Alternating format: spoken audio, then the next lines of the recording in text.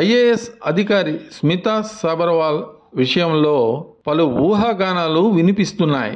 ఇలాంటి తరుణంలో ఆమె తెలంగాణ సచివాలయానికి వచ్చి మంత్రి సీతక్కను కలవటం ప్రాధాన్యత సంతరించుకుంది. కేసీఆర్ సీఎంగా ఉన్నప్పుడు ఆ సమయంలో స్మితా సబర్వాల్ సీఎంఓలో ప్రత్యేక ప్రధాన కార్యదర్శిగా పనిచేశారు.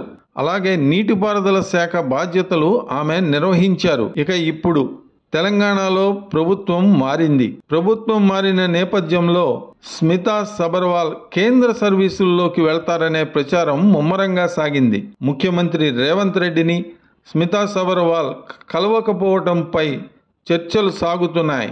అయితే తాను కేంద్ర సర్వీసుల్లోకి వెళ్లటం లేదని సీనియర్ ఐఏఎస్ అధికారిని స్మితా సబర్వాల్ ప్రకటించారు. తెలంగాణ రాష్ట్రంలోనే తన సేవలను కొనసాగిస్తానని కూడా ఆమె ప్రకటించారు.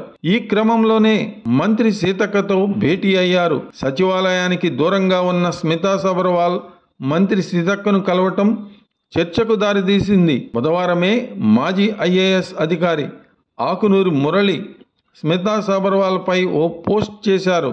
ఐఏఎస్ అధికారిని స్మితను ఉద్దేశించి ఆయన సంచలన పోస్ట్ చేశారు. ఏం తప్పులు చేయకపోతే భుజాలు తడువుకోవటం ఎందుకని ఆయన ప్రశ్నించారు.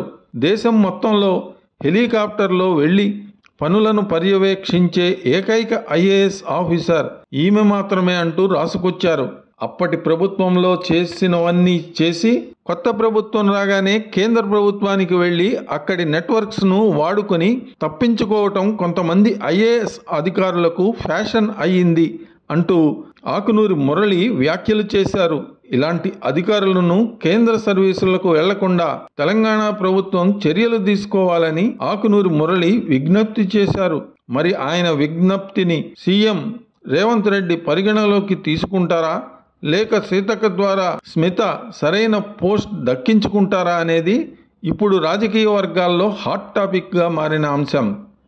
మరిన్ని అప్డేట్స్ కోసం మా కాయ్ టీవీని సబ్స్క్రైబ్ చేసుకోండి. మా వీడియో కనుక మీకు నచ్చినట్లయితే లైక్ చేయండి, షేర్ చేయండి. మీ విలువైన అభిప్రాయాలను కామెంట్ బాక్స్లో తెలియజేయండి.